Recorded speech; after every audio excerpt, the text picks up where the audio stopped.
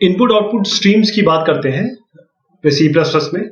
सबसे पहले थोड़ा फंडामेंटल इनपुट आउटपुट कॉन्सेप्ट देखेंगे, होता क्या है, फाइल्स को किस तरीके से ओपन करेंगे, रीड करेंगे, राइट करेंगे, इसकी स्ट्रीम्स क्या होती है, फिर इनपुट आउटपुट के जो एरर्स हो सकते हैं वो देखेंगे हम, और उसके बाद रीडिंग और सिंगल इंटीजर देखेंगे। ये दोनों हम थोड़ा सा आगे देखेंगे, नेक्स्ट वाले सेशन में देखेंगे। तो हमारा ये प्रोग्राम है, सबसे पहले हमारा डेटा स्टोर्स जो भी है वहां इनपुट डिवाइस उसे लेता है, डिवाइस ड्राइवर उसे कन्वर्ट करता है, इनपुट लाइब्रेरी उसे और इस फॉर्म में देती है ताकि हम इनपुट और अपने प्रोग्राम में ला सके। फिर आउटपुट प्रोग्राम फिर इसको आउटपुट लाइब्रेरी में ले जाके फिर डिवाइस ड्राइवर के थ्रू ये आउटपुट डिवाइस में दिख जाता है। तो केवल हम प्रोग्राम हमारा जिससे हम प्रोग्रामिंग लैंग्वेज बनाएंगे या सी प्लस प्लस में प्रोग्राम बनाएंगे, केवल उतना ही नहीं है, इसके अलावा बहुत सारी चीजें काम कर रही हैं जिसकी जानकारी आपको होनी चाहिए।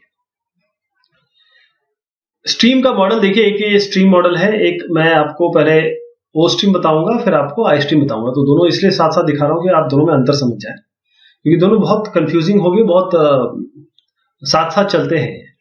आउटपुट स्ट्रीम का मतलब ये है आउटपुट करेगा। कैसे आउटपुट करेगा? ये क्या करेगा कि it turns values of various types into character sequences. जो भी चीज आएगी इसको एक कैरेक्टर सीक्वेंस में बना के कहीं भेज देगा। कहाँ भेजेगा? कंसोल हो सकता है। कंसोल देखा आपने, जब सी प्रॉम्प्ट आप खोलते हैं यानी कमांड प्रॉम्प्ट खोलते हैं तो जो आपको C:/ के बाद जो दिख रहा है इसी को हम कंसोल टाइप बोलते हैं। इसी तरीके से आप पावर शेल होता है, इसी तरीके से आप जो टर्मिनल्स होते हैं इसमें यूनिक्स में, तो जो इनको हम संज्ञा देते हैं वो कंसोल की संज्ञा देते हैं। फिर इस तरीके से हमारा फाइल है, फाइल तो खैर आप जानती हैं, मैं इस पे और भी बात करूंगा, लेकिन मेन मेमोरी और किसी और कंप्यूटर पे भी भेज सकते हैं। यहीं पर जो दूसरा काम है, अब यहाँ पर क्या किया हमने, यहाँ पर हमने अलग अलग टाइप की चीजों को लिया, कैरेक्टर सीक्वेंसेस में चेंज कर दिया। यहाँ पर उल्टा होता है, ये क्या करता है, कैरेक्टर सीक्वेंस के में लेके ये वेरियस टाइप्स में इसको भेज देता है। आई स्ट्रीम का आई मतलब इनपुट, ओ मतलब आउटपुट। ये इसका जो आउटपुट होगा, आउटपुट मतलब आपको दिखाई देना चाहिए, तो कंसोल वगैरह में दिखाई देता है। इनपुट मतलब ये है कि जब ये इनपुट ले रहा है तो इसका मतलब ये कंसोल से भी ले सकता है, यूजर से भी ले सकता है, किसी फाइल कहीं रखी है उससे ले सकता है, मेन मेमोरी से ले सकता है, किसी और कंप्यूटर में हार्ड या किसी स्टोरेज से ले सकता है। तो स्ट्रीम मॉडल अगर आप रीड और राइट करना चाहें तो ये एक टाइप एंटिटीज है। जैसे आप ये करेंगे तो आउटपुट होगा, आउटपुट स्ट्रीम के लिए ये करेंगे तो इनपुट होगा। टाइप स्पेस है, टाइप सेफ है और फॉर्मेटेड भी है। ये अभी जब आप प्रोग्राम आप देखेंगे तो आप खुद समझ जाएंगे। टिपिकली स्टोर्ड एज टेक्स्ट की तरह स्टोर होता है। जरूरी नहीं है, क्योंकि बाइनरी स्ट्रीम्स भी हैं हमारे पास। एक्सटेंसिबल है, यानी कि आप खुद डिफाइन कर सकते हैं अपने खुद के IO operation, input output operation अपने खुद के डेटा टाइप के। ये एक बहुत इंपॉर्टेंट और अच्छी बात है इसके लिए, C++ के लिए। और साथ में जो स्ट्रीम्स है इसको आप इनपुट आउटपुट या किसी और स्टोरेज डिवाइस में भी अटैच कर सकते हैं। ये भी बड़ी खूबसूरत बात है इसमें। अब फाइल्स के बारे में बात करिए। फाइल्स क्या होती है? अगर आपने कुछ चीज, खैर मेन मेमोरी मेन चीज होती है, ये आपको आइडिया होगा। हम कोई भी चीज मेन मेमोरी में लिखते हैं, जैसे आपने पावर ऑफ कर दिया तो मेन मेमोरी से चीजें हट जाती है, हार्ड ड्राइव में सेव रहती है। तो जो मेन मेमोरी है वो आपका वॉलेटाइल मेमोरी है, आपका हार्ड ड्राइव जो है वो आपका नॉन वॉलेटाइल है।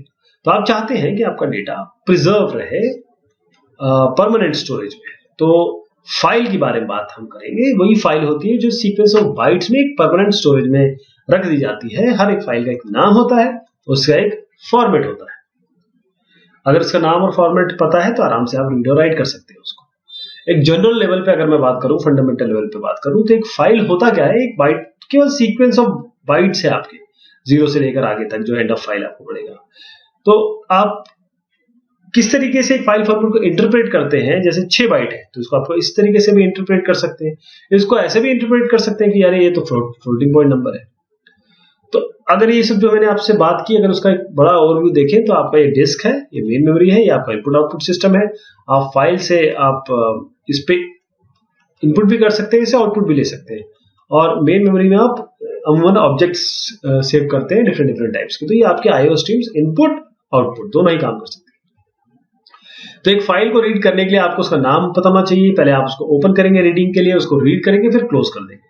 और राइट करने के लिए आप क्या करेंगे, आप उसको पहले आपको नाम देना पड़ेगा, उसको राइटिंग के लिए खोलना पड़ेगा, उसके बाद आप उसको या फिर एक नया फाइल आप बना सकते हैं, या फिर आप फिर उसके बाद राइट करना है आपको और उसके बाद क्लोज करना है। ये इसका सीक्वेंस है।